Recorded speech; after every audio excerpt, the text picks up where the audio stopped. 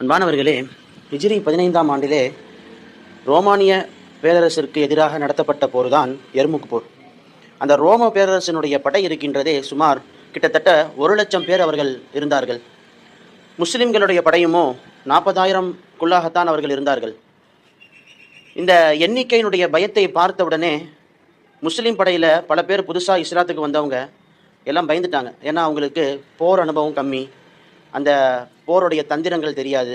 அதனால் ரோம பேரரசனுடைய படை மும்மடங்கு அதிகமாக குதிரைகள், கவசங்கள், ஆயுதங்கள் எல்லாம் நிரம்பி இருந்துச்சு.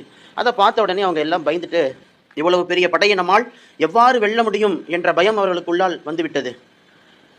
அது மட்டும் கிடையாது, இந்த ரோம பேரரசனுடைய தளபதி இருக்கிறானே, அவன் ஒரு சைக்கோ மாதிரி அந்த இடத்துல நடந்துக்கிட்டான். எப்படி பண்ணான் அப்படின்னா, அவங்க படை வீரர்களுடைய கால்களை சங்கிலியால் 4 பேராக இருக்கிற மாதிரி சங்கிலியால் கட்டி போட்டுக்கிட்டான். அப்போ தான் திரும்பி பின்வாங்கி அவங்க ஓடக்கூடாது அப்படின்னு, சாவர வரைக்கும் என்ன பண்ணணும், போரில் அவங்க சண்டை போடணும் அப்படிங்கிறதுக்காக அந்த மாதிரி ஒரு அந்த யுக்தியை அந்த ரோம பேரரசனுடைய படை தளபதி அவன் கையாண்டான். இதை பார்த்த உடனே இன்னும் முஸ்லீம்களுக்கு உண்மையாலுமே இவங்க சாகர வரைக்கும் போராடுவாங்க போலையே அப்படிங்கிற அந்த பயம் அந்த புது இஸ்லாத்திற்கு வந்தவர்களுடைய உள்ளத்தில் அந்த பயம் தொற்றி கொண்டது. உடனே ஹாலித் ரலியல்லாஹு அந்த இடத்துல கொஞ்சம் அந்த இடத்துல போருடைய தந்திரத்தை கையில் எடுக்கிறாரு. எடுத்துட்டு என்ன சொல்றாரு அப்படின்னா, நீங்கள் போரில் பின்வாங்குற மாதிரி பின்வாங்குங்க, அதுக்கப்புறம் நம்ம அதாவது கொஞ்சம் இறங்கி அடிக்கலாம் அப்படிங்கிற ஒரு யுக்தி அவங்க கையெடுக்கிறாங்க. எடுத்து ஆனால் இந்த யுக்தி அந்த புதுசாக இருக்கக்கூடிய இஸ்லாமியர்களுக்கு அது தெரியலை. இதனால என்ன ஆயிடுச்சு அப்படின்னா, உண்மையாலுமே இஸ்லாமியர் படை பின்வாங்கி விட்டதோ என்று அவங்க எல்லாருமே திரும்பி ஓடி வர ஆரம்பிச்சாங்க. அந்த புது முஸ்லீம்கள் எல்லாமே ஓடி வர ஆரம்பிச்சாங்க. இதை பார்த்த உடனே கூடாரத்துக்கு அந்த போர் படையில் பெண்கள் இருப்பாங்க. அந்த பெண் படைகள் ஒரு கூடாரத்தில் இருப்பாங்க.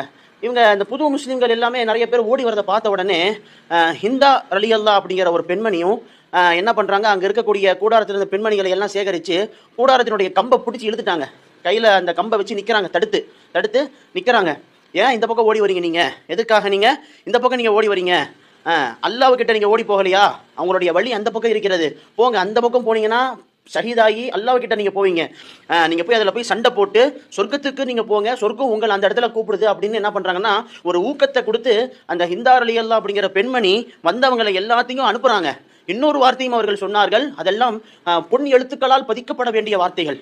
இன்றைக்கு நீங்கள் ஓடினீர்கள் என்று சொன்னால் நாளைக்கு ரோம பெண்கள் நம்மளை அடிமையாக இழுத்துட்டு போவாங்க, இந்த அவலம் உங்களுக்கு தேவையா என்பதாக ஹிந்தா ரலியல்லாஹு சொன்னதை கேட்ட உடனே அவர்களுக்கெல்லாம் ஒரு வெட்கமாகிவிட்டது.